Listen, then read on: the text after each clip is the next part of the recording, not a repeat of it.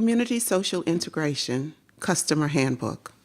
Welcome to Community Social Integration. We are glad that you are here. This handbook is an important document to help you have a good experience as a resident in the CRS/IHS homes. Whenever you have lots of people living and working in the same place, there are guidelines that have been put in place so that everyone shows respect for each other's belongings, their personal space, and their individual rights. Please ask a team member or a family member to go over this handbook with you so that you become familiar with all the important information that it has for you.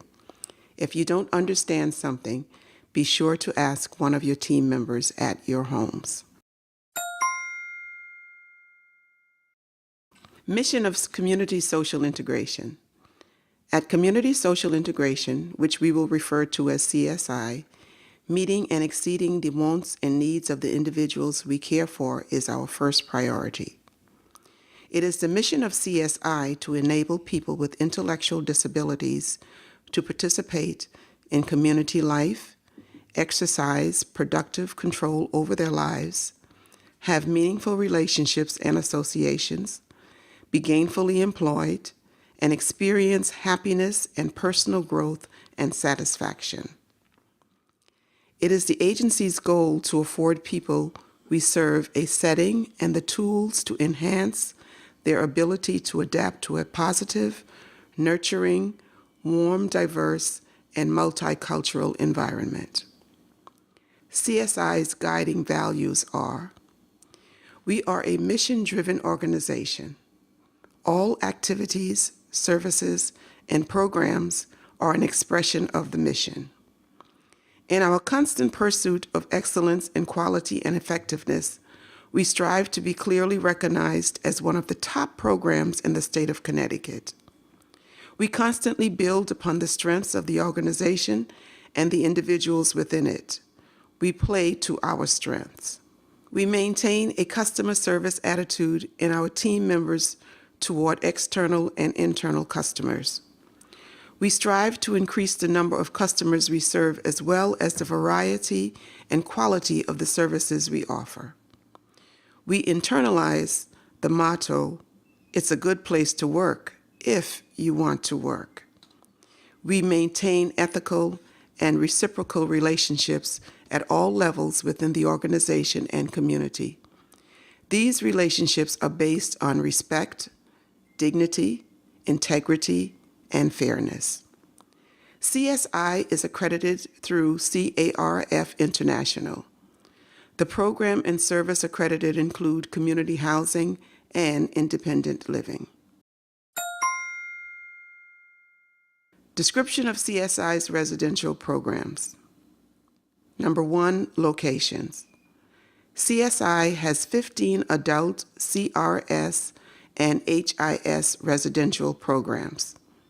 They are located at 4 Old Still Road, Woodbridge, Connecticut, 6 Liberty Terrace, North Haven, Connecticut, 16 Potter Road, North Haven, Connecticut, 20 Roark Road, North Haven, Connecticut, 4230 Whitney Avenue, Hamden, Connecticut, 46 North, North Haven, Connecticut, 160 Brooksvale Avenue, Hamden, Connecticut, 91 Wooden Street, Hamden, Connecticut, 281 Park Road, Hamden, Connecticut, 283 Park Road, Hamden, Connecticut, 285 Park Road, Hamden, Connecticut, 287 Park Road, Hamden, Connecticut, 530 Old Clintonville Road, North Haven, Connecticut, 1376 Paradise Avenue, Hamden, Connecticut, and 265 Old Foxen Road, East Haven, Connecticut. CSI also has an adult day programs located at 2666 State Street, Hamden, Connecticut. Customers served in the CRS residential services may also participate in the adult day programs. Number 2, capacity. The total capacity for the 15 homes is 34 adults who are over the age of 18. Each CRS home has a service capacity of 3 adults. The IHS homes house 1 to 2 customers. Some homes house both men and women. In this situation, each will have a private bedroom and bathroom. Number 3, service options. Persons served in this residential program work on independent living skills. Some of the services provided include restorative care, nursing, case management, and recreation therapy. Individuals residing in the CRS program are required to participate in a day program. CSI currently operates a day program, and customers may choose to attend. Customers are also able to attend day programming with another agency as well. The CSI Day program supports adults who need more structure and supervision. Team members to client ratio is 1-to-1, 1-to-5, and 1-to-10. Customers served in this program work on daily living skills such as cooking, reading, writing, home management, communication, math and money management, computer skills, and some pre- and pre-vocational skills. Number 4, eligibility. Customers served must meet eligibility criteria in order to initiate and continue services with CSI. Must have a primary diagnosis of intellectual disability. Must demonstrate needs in at least 3 of the 6 areas listed here: self-care, capacity for independent living, self-direction, capacity for learning, mobility, and understanding and use of language. Must be at least 18 years of age and have completed their educational services. Must be willing and able to actively participate in their individual program plan. There must be an absence of maladaptive behavior that would impede this process, or must be able to use verbal or other communication methods that are understood by others. Must demonstrate behaviors that respect the rights of others residing in the homes. Applicants who meet the above general criteria are evaluated to determine if there is an appropriate fit for the home in which there is an opening, and whether or not current services, such as nursing and active treatment, can meet that individual's needs. Number 5, conference participation. CSI requires the person served and/or the legal guardian, if applicable, to participate in the development of an individualized plan that will define the types of training and services the person needs to achieve a greater level of independence and a desired quality of life. Customers and/or guardians are expected to attend plan meetings, participate in the plan meetings, and sign and return all required paperwork in a timely manner. Number 6, service outcomes. Each customer will work on a program that meets active treatment requirements. It is CSI's goal that each program's service outcomes are at least 80%. Number 7, discontinuation of services. Customers may be discharged from services for the following reasons. Number 1, no longer requires CSI services. Number 2, no longer meets eligibility criteria. Number 3, person served and/or guardian withdraws from CSI services. Number 4, customer and/or responsible party interferes with the delivery of services to a degree that active treatment and/or health and safety of the person and/or other individuals cannot be maintained. Number 5, customer becomes medically fragile to the extent where habilitation and rehabilitation cannot be implemented or maintained. Or number 6, the health and safety of the person cannot be assured. Staff training. CSI's training program meets state and federal licensing requirements. As a condition of employment, all new team members must complete CSI's 4-day team member orientation, on-site training orientation, and annual in-service training. Customer rights. The following is a compilation of the rights that an individual has who lives in a residence operated by Community Social Integration Limited Liability Company. In the event that an individual or his or her rights are being violated, they have the right to a grievance as per CSI policy and procedure.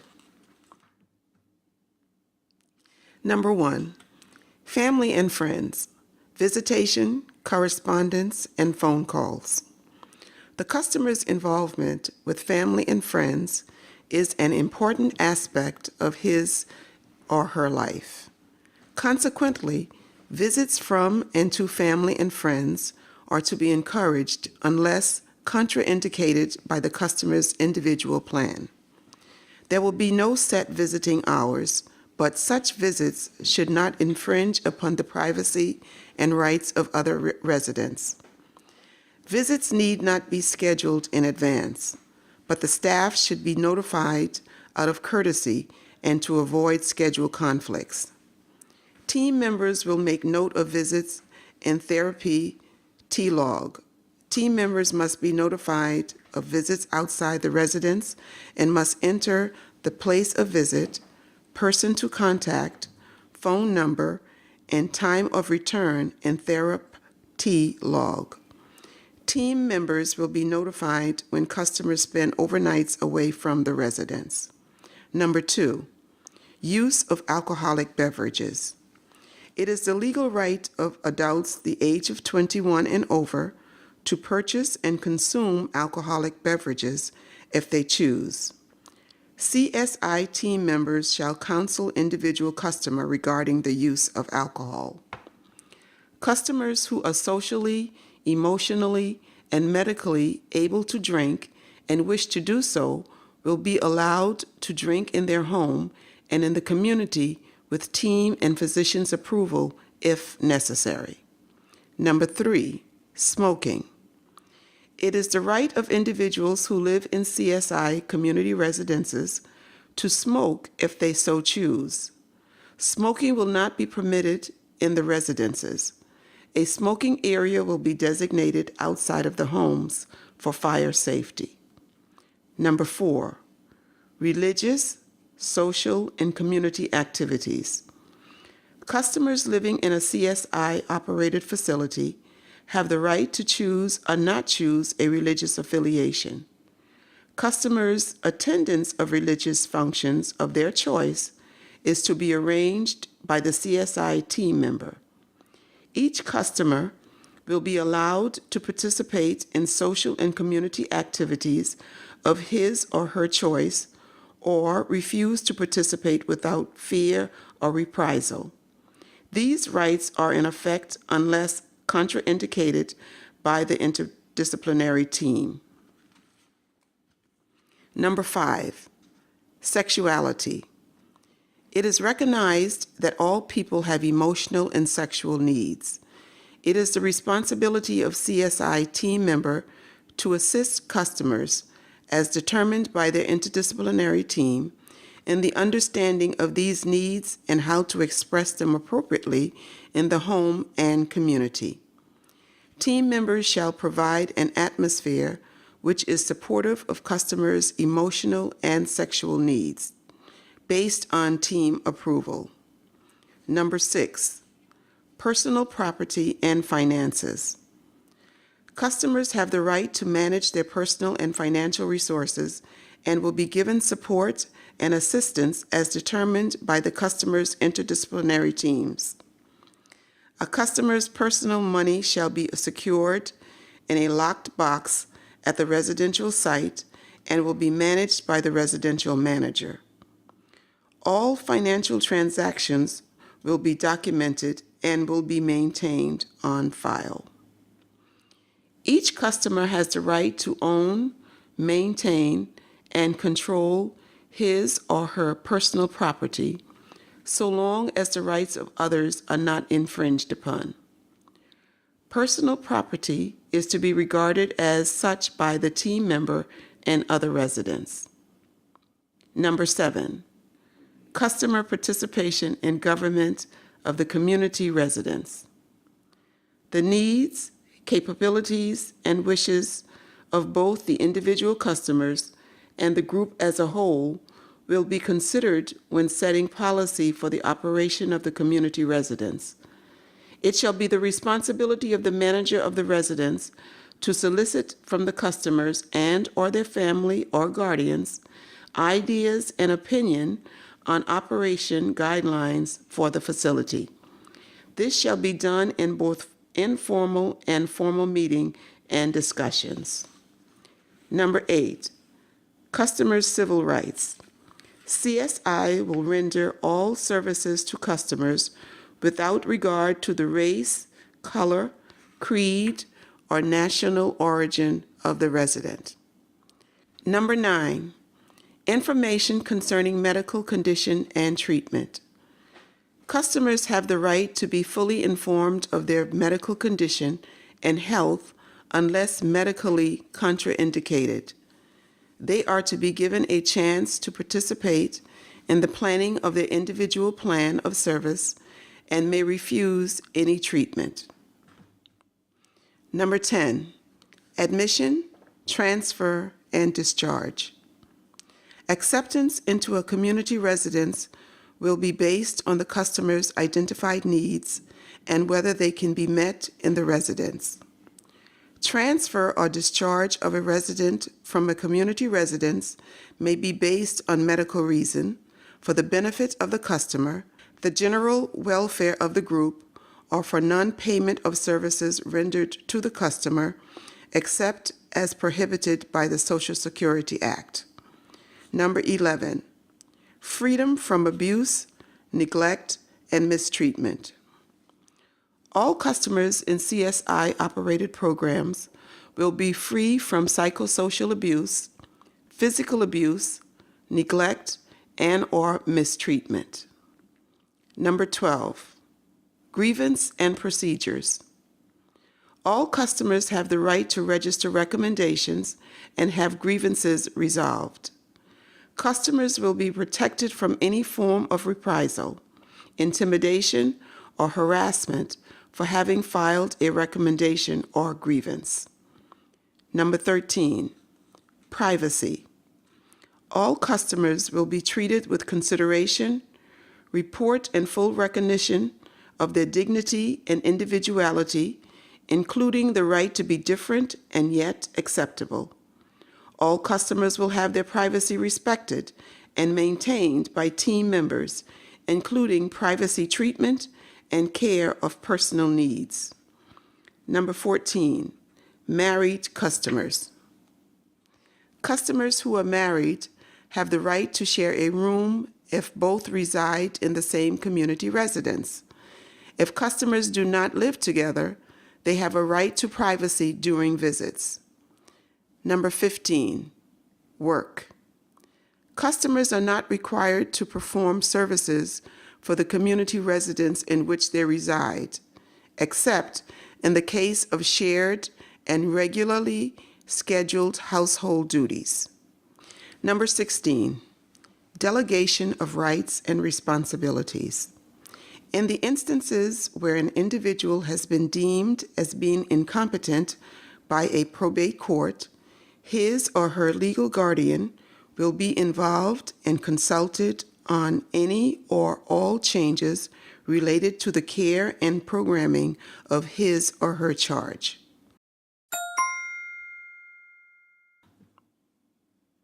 Residential agreement. As a member of the CSI Community Home, I agree to the following. I will participate and cooperate in my IP and am assured of the right to participate in its development, review, and modification. Number 2, I will cooperate with residential team members and residents of the program and have the right to participate in making plans and decisions within the home. Number 3, I will respect the rights and property of other residents and residential team members. Number 4, I will go to my vocational and educational program each day of the week. Number 5, I will have a complete physical one time per year. Number 6, I will go on dentist and doctor's appointments as needed and will have an annual exam.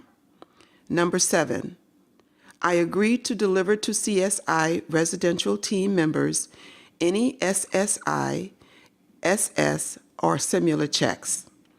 Number 8, I have reviewed, am aware of, and agree to cooperate with the policy and procedures regarding administration of resident funds. Number 9, I have reviewed and am aware of and agree to follow the House guidelines and resident rights. Number 10, I have reviewed and understand the customer's rights. Guardianship. Guardians must provide a copy of guardianship papers prior to admission or at time guardianship is established. Guardians may also make those decisions for the individual that are listed in the guardianship papers. CSI considers the person to be his or her own guardian if the person is at least 18 years of age and guardianship papers cannot be produced. Based on the Comprehensive Competency Assessment, CSI may recommend that a guardian be appointed to assist the customer in certain types of decisions. Records customer. CSI maintains a complete record of each individual served and treats all information as confidential. Access to case records are limited to individual and guardian, professional team members providing direct services to the customer, plus such other individuals as may be authorized administratively or by the individual. A THERAP account will be provided to outside providers and qualified parties to individuals we serve upon request. One of the key benefits of using THERAP is that it increases communications between care providers and family members of people with developmental disabilities by providing them with easy and secure access to the information they need. Access will be limited to each provider or qualified party to ensure confidentiality and HIPAA standards. Violation of rights. If a customer, guardian, or other person advocating believes that CSI has violated their rights, they can do the following. Number 1, speak to a team member at CSI. Number 2, initiate the grievance procedure. Or number 3, speak with self-advocacy group for assistance. Program, policies, procedures, and guidelines. Accidents and injuries. Accidents and injuries will be immediately attended to with first aid treatment or other medical services as needed. Family or guardian will be contacted as outlined in the individual plan. A general events report will be completed for each accident. A copy of the report will be available to the customer and guardian upon request. Alleged abuse and neglect. Alleged or suspected abuse and or neglect by any person of a customer will be reported to DDS and the family and or guardian. Allegations will be investigated. Disciplinary or corrective action will be taken as warranted. Conduct yourself like ladies and gentlemen. Number 1, respect other people's property and personal space. Do not take items from others without permission. Number 2, engage in appropriate activities at appropriate times. For example, do not play loud music during normal sleep times. Number 3, do not spread rumors, slander, gossip, and/or lies. Number 4, do not use abusive language, profanity, obscene gestures, or other improper behavior. Number 5, do not hit or attempt to hit anyone. This includes biting, slapping, kicking, throwing items at, and anything else meant to cause physical harm to another person. Number 6, do not be careless with the property of CSI or of other customers. Number 7, maintain appropriate and respectful social interactions with other customers and staff. Please note, acts of aggression and/or violence that are beyond the scope of training for CSI team member may result in police notification. Concealed weapons. CSI prohibits team members, customers, families, and visitors to carry a concealed or unconcealed weapon of any kind onto the CSI property. CSI defines its property as all facilities, vehicles, and grounds, including parking lots, where CSI team members work or customers reside, and all CSI and team members' vehicles used to transport customers. Violation of this policy may be grounds for immediate termination or discharge. Dress and hygiene. Modest and appropriate dress in all common areas is required. Prohibited in common areas: any clothing that allows inappropriate exposure, any clothing that has foul language or vulgar pictures on it. Jewelry. Dangling jewelry or body piercings that may tear the skin if pulled is not allowed. CSI is not responsible for any lost, stolen, or damaged jewelry. Body piercing and tattooing must have physician and guardian approval, if applicable. Dress will be appropriate to seasonal conditions. Clothes must be clean and free from odor. Shoes should be well-fitting, secured, and non-skid. Shoes worn to day programs must be closed-toed. Health and safety. Communicable disease and illness.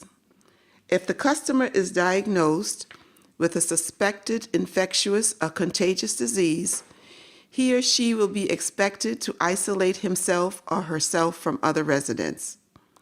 Other individuals or team members who do not have a need to know in the home will not be informed about the customer's disease or other health information unless, number 1, there is an exposure incident involving possible infectious body fluids.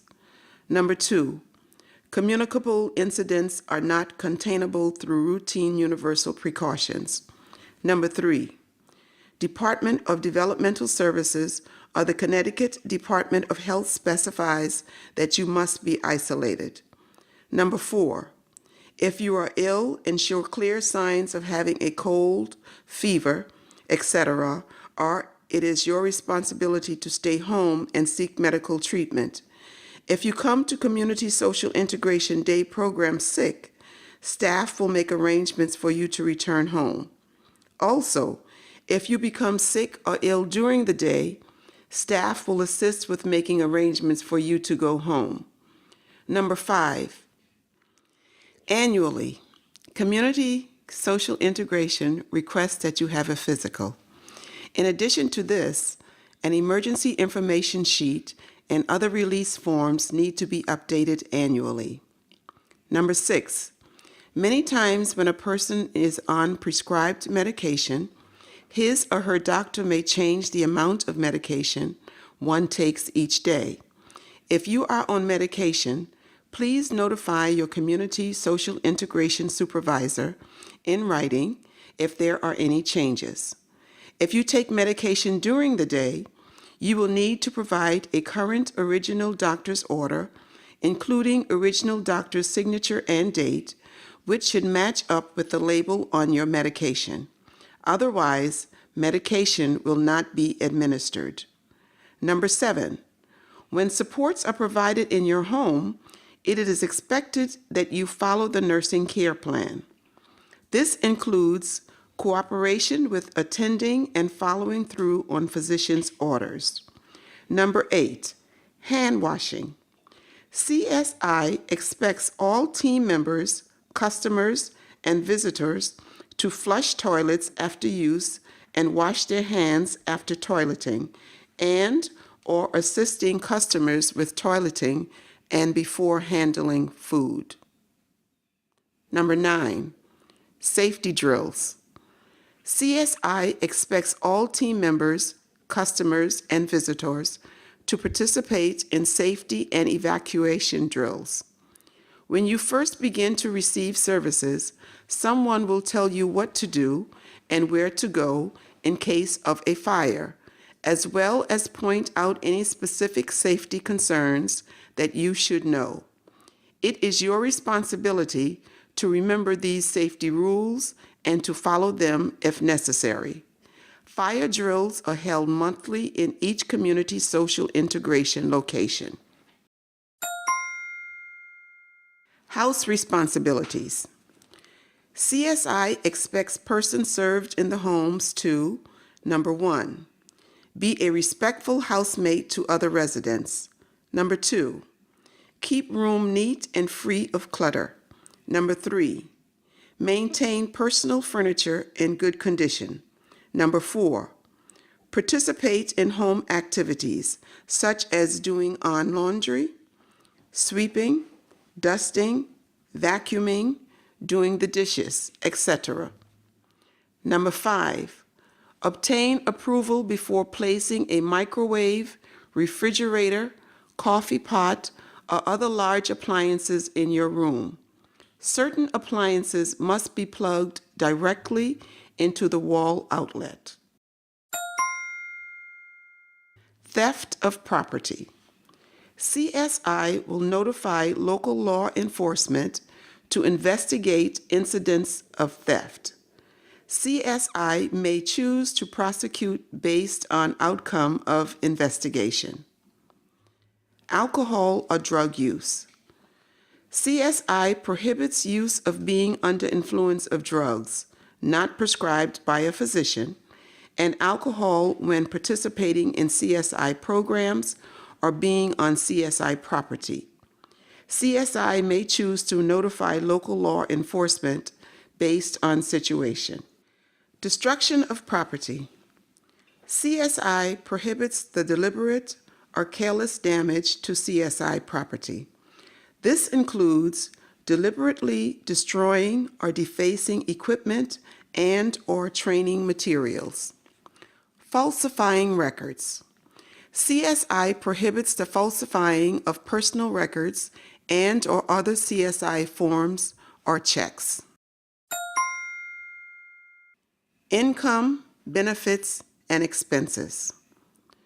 Customers and our guardians are expected to notify CSI immediately of any changes to income, benefits, insurance plans, etc.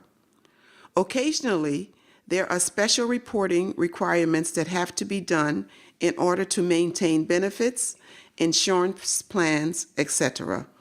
It is the responsibility of the customers and our guardian to assist CSI with these requirements. Medication. Only medication prescribed by a physician and administered by CSI MedCert team member or self-administered per IP will be allowed. All psychotropic medications must have approval and informed consent from the customer served and guardian and approval from the DDS Programmatic Review Committee before it will be administered on a routine basis. Customers who take psychotropic medications will also have a positive behavior support. Many of the customers who take medications work on a self-administration medication program until or unless independence in self-medication is demonstrated. Customer funds. Customers will have client fund made available at the home, which is for the individual use. Income and other monies received will be deposited into a representative payee checking account at Webster Bank. Money distribution will be based upon the IP and DSS regulation. Quarterly financial statements will be provided to the customer or guardian upon request. Requests for monies to make additional purchases can be made through the benefit coordinator. The customer is responsible for costs related to recreational activities such as bowling, movies, or going out to eat. Participation is voluntary. Records. The records of persons served are confidential.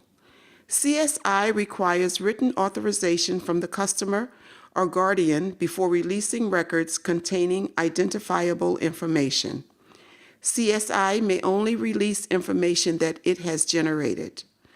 Customers or guardians may review the records pertaining to the individual upon request. Smoking and tobacco use. Smoking and/or use of tobacco products is not allowed inside any CSI building or homes. Tobacco use is allowed outside in designated areas only. Tobacco products may be disposed of properly.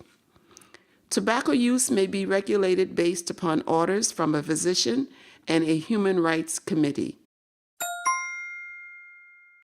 Visitor and access policy. Only the interdisciplinary team and our legal guardian may restrict visitation. Also, the executive director can restrict visitation in an emergency situation. Conflict resolution and grievance procedure. Program appeals policy. Number 1, all program-related complaints shall be given prompt and fair consideration. Number 2, the use of this appeals procedure is the right of all customers, their guardians, or their appointed representatives. Number 3, those customers who pursue a complaint through the appeals procedure will not be discriminated against or suffer any reprisals for using the procedure. Number 4, at any stage in the appeals procedure, individuals may have a representative of their choosing to assist with their appeal. Our preference is to have the same representative or representatives throughout the appeals process. Number 5, a complaint is a specific violation, misrepresentation, or unfair application of any of CSI's rules, policies, or procedures alleged by the customer or customer's representative. Number 6, vague or general charges of unfairness that are not substantiated by facts will not be processed through the appeals procedure. Program appeals procedure. Number 1, intent of this procedure is to resolve complaints and find positive solutions as soon as possible with the grieving parties. Number 2, to accomplish this, grieving parties will use the following steps. Step 1, customers shall first discuss their dissatisfaction or grievance with the direct care team member.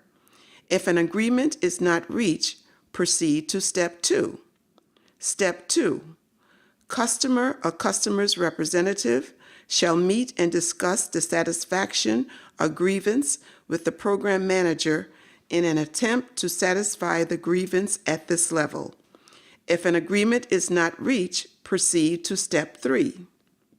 Step 3, customer or customer's representative and the program manager will meet with the program coordinator in an attempt to satisfy the grievance at this level. If an agreement is not reached, proceed to Step 4. Step 4. Customer or customer's representative, along with the program coordinator, will meet with the residential director in an attempt to satisfy the grievance. A written decision will be provided to the customer and customer's representative within 5 working days of this meeting. If an agreement is not reached, proceed to Step 5. Step 5.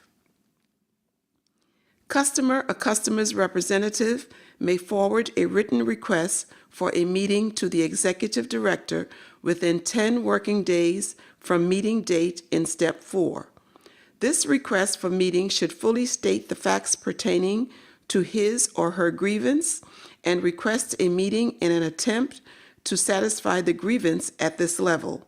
The meeting should take place as promptly as possible and no longer than 20 working days from the executive director's date of receipt of the written request. A written decision will be provided to customer and customer's representative. If the customer and/or guardian are not satisfied with CSI's decision, or if the customer and/or guardian chooses to forego any of the above steps, he or she may file a complaint with DDS Case Management. Important phone numbers. CSI phone numbers. Administration Office 203-287-1543. Emergency on-call number 203-850-1242 or 203-859-2026. Solicitation guidelines.